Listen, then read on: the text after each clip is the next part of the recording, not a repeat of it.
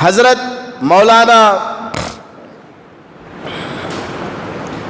عبدالحی صاحب لکھنوی رحمۃ اللہ علیہ 40 سال یا اس سے کچھ آگے پیچھے انتقال کر گئے، لیکن انہوں نے سینکڑوں کی تعداد میں ہنڈریڈس آف بکس لکھا ہے۔ 40 سال کے اندر اندر ہی کئی 100 کتابوں کے وہ مصنف ہے، جس سے آج ساری دنیا کے علماء استفادہ کرتے ہیں، جس کو پڑھتے ہیں۔ 40 سال کی عمر کے اندر ہی بڑے بڑے کام کر کے چلے گئے۔ ان کی ایک لائبریری تھی، 3 دروازے اس کے، ہر دروازے کے باہر چپل رکھا ہوا ہوتا تھا۔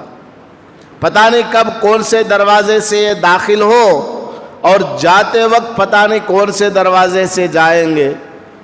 اگر ایک ہی دروازے کے پاس چپل ہو اور یہ لائبریری میں پڑھتے پڑھتے اس دروازے کے قریب پہنچ گئے، اب باہر جانے کے لیے چپل پہننے کے لیے اندر اتنا دور چلنا نہ پڑے، کیونکہ اتنا دور چلیں گے تو ٹائم ویسٹ ہو جائے گا۔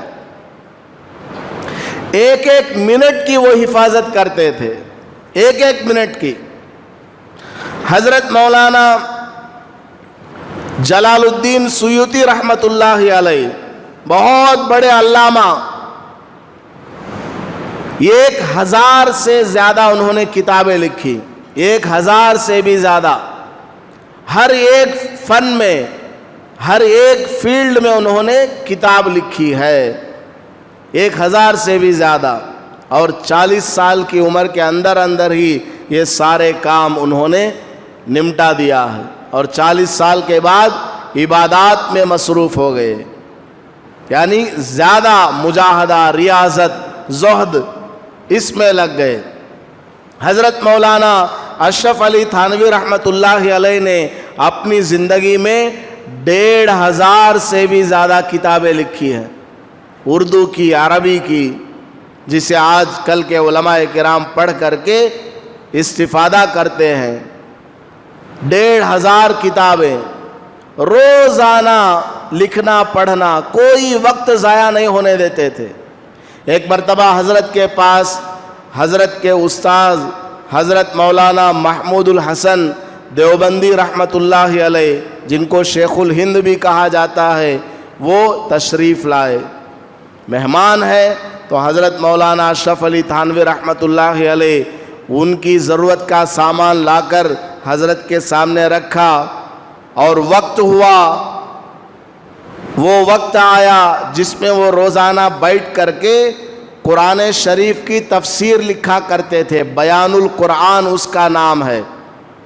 وہ وقت ایسے ہی آیا، حضرت استاد سے اجازت مانگی کہ حضرت میرا اس وقت روزانہ کا معمول ہے، میری ایک عادت ہے کہ میں اس وقت بیٹھ کر قرآن شریف کی تفسیر لکھتا ہوں، اگر آپ مجھے اجازت دے دیں تو میں تھوڑی دیر جا کر تفسیر لکھ کر کے آ جاؤں گا، تاکہ میرا کام جو روزانہ چل رہا ہے وہ ناغا نہ ہونے پائے، میں ایبسنٹ نہ ہو جاؤں اس کام کے لیے۔ اس کام کو کرنے گئے، روزانہ جتنا لکھتے تھے اتنا تو نہیں لکھا، لیکن تھوڑا بہت لکھ کر کے آئے تاکہ برکت باقی رہے۔ آدمی اگر کسی کام کو کرتا رہتا ہے اور درمیان میں گیپ آ جاتا ہے تو پھر اس کام کے اندر برکت چلی جاتی ہے۔ آدمی چاہے تھوڑا کام کرے لیکن مستقل کرے، روزانہ کرے، ہمیشہ کرے، تو کیا ہوگا؟ اس کے اس کام کے اندر برکت آئے گی۔ آدمی آج جوش آ گیا، جمعہ کا دن ہے، 50 رکعت نفل نماز پڑھ لیا، قرآن شریف کی تلاوت بہت زیادہ کر لیا اور تھک گیا، سو گیا، کل فجر میں بھی غائب، کل کوئی قرآن شریف کی تلاوت نہیں، کوئی ذکر نہیں۔ یہ اللہ کو پسند نہیں ہے۔ اللہ کو کیا پسند ہے؟ روزانہ کرو، فرض نماز وغیرہ تو پڑھنا ہی ہے، اس کے علاوہ جو ایکسٹرا نفلی عبادتیں ہیں، उनको रोजाना करो, इतना करो कि तुम हमेशा कर सको।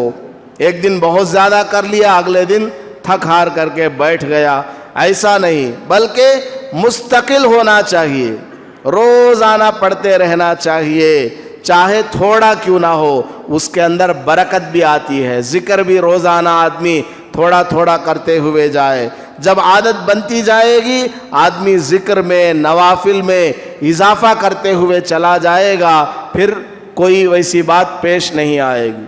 वीडियो के नीचे सब्सक्राइब के बटन पर क्लिक करें, बेल के आइकॉन पर क्लिक कीजिए ताकि हर नई वीडियो की नोटिफिकेशन आपको मिल जाए।